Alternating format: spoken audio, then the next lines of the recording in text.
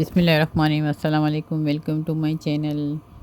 मैं आज मुगलई कौरमा बना रही हूँ। बहुत ही अच्छा टेस्टी बन के तैयार होता है। आप लोग देख सकते हैं इतना यमी यमी अच्छा टेस्टी लुक वाइज और खाने में उतना ही अच्छा। तो आप लोग इसे ज़रूर बनाइएगा और बताइएगा मुझे आप लोगों को रेसिपी कैसी लगी।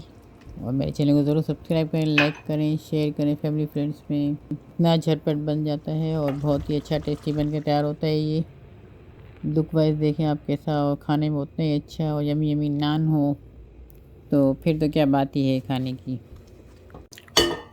मैंने पैन ले लिया, इसे मीडियम टू लो फ्लेम पे रखा है। इसमें 3/4 कप ऑयल डाला है। 4 मीडियम साइज़ की प्याज आप लोग देख सकते हैं, इसे बारीक काट के मैंने डाल दिए। इसको हल्का गोल्डन होने के लिए रख दिए।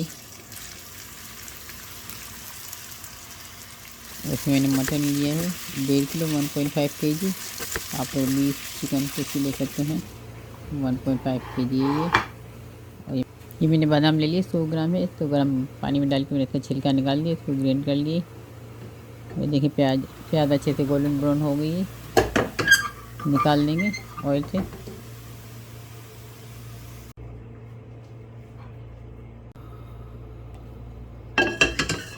इसको मैंने मीडियम टू लो फ्लेम पे रख दिए। ऑयल गर्म हो चुका है, उसमें भी मटन डाल देंगे। इसको थोड़ा भून लेंगे, इसका कलर चेंज होने तक। अभी आप लोग देख सकते हैं इसका कलर चेंज हो गया है। तकरीबन 2 से 3 मिनट भूनने के बाद मैंने इसमें 2.5 टेबल स्पून अदरक लहसुन का पेस्ट डाल दिया है। इसमें मैंने 2 टीस्पून नमक डाला है, 1.5 टीस्पून हल्दी पाउडर डाला है, लाल मिर्च पाउडर डाला है 2 टेबल स्पून, और 1.5 टेबल स्पून मैंने धनिया पाउडर डाला है इसमें, और 1 टेबल स्पून मैंने कश्मीरी लाल मिर्च डाली है।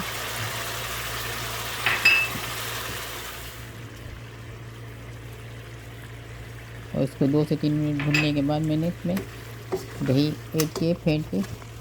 3.5 टेबल स्पून है दही। जब आप इसमें दही ऐड करें तो बिल्कुल फ्लेम लो कर दीजिएगा ताकि दही फटे नहीं। और ये बादाम का पेस्ट जो 100 ग्राम मैंने बादाम ली थी उसका पेस्ट बनाया है ग्राइंड करके, ये भी डाल दिया मैंने इसमें। और इसको 2 मिनट भुनने के बाद मैंने जो प्याज गोल्डन ब्राउन की थी उसको हाथ से थोड़ा चूरा करके ये भी इसमें हमने ऐड कर दिया इसमें।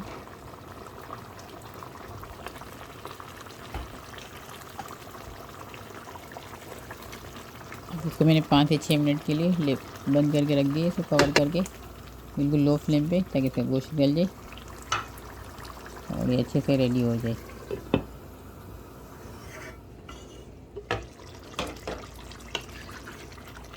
ये ऑलमोस्ट तकरीबन मेरा 7 से 8 मिनट में गोश्त गल चुका था।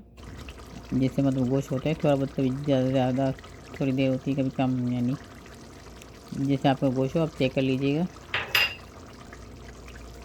मैंने गरम मसाला डाला है 1 टीस्पून, ज़ीरा पाउडर डाला है 1 टीस्पून, और इसमें मैंने जायफल जावित्री का पाउडर डाला है 3/4 टीस्पून, यानी 3/4 टीस्पून।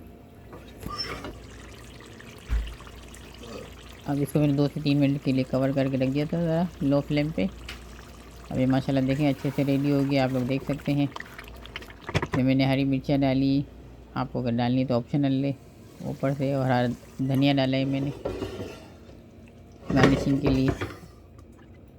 और देखिए माशाल्लाह कैसे अच्छे बन के तैयार हो गए, इसे ज़रूर बनाएं। और देखिए माशाल्लाह कैसे लुक वाइज और कितना अच्छा टेस्टी बन के तैयार हुआ है। और देखते देखते एक सब्सक्राइब तो बनता ही है। मेरे चैनल को ज़रूर सब्सक्राइब करें, लाइक करें, शेयर करें फैमिली फ्रेंड्स में। और यूँ ही मेरे चैनल के साथ जुड़े रहें तो इंशाल्लाह आपको भी अच्छी अच्छी ऐसी नई नई रेसिपी देखने को मिलेंगी। देखिए माशाल्लाह गोश्त देखिए कितनी अच्छी तरह से गल चुका है। बहुत ही अच्छा टेस्टी बन के तैयार होता है ये, आप लोगों से ज़रूर ट्राई करिएगा।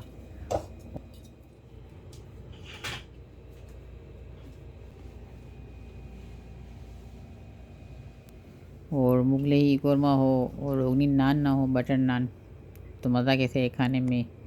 तो देखें मैंने आप लोगों के लिए नान भी बने। इंशाल्लाह इसकी रेसिपी मैं आपको जल्द ही दूंगी। बहुत अच्छे बटर नान बन के तैयार होते हैं, बिल्कुल सॉफ्ट सॉफ्ट यमी यमी। ये भी देखिए कैसे माशाल्लाह यमी यमी हुए हैं, तैयार रेडी। तो आप लोग इसे ज़रूर बनाइएगा और बताइएगा मुझे कैसा लगा मुगलई कोरमा।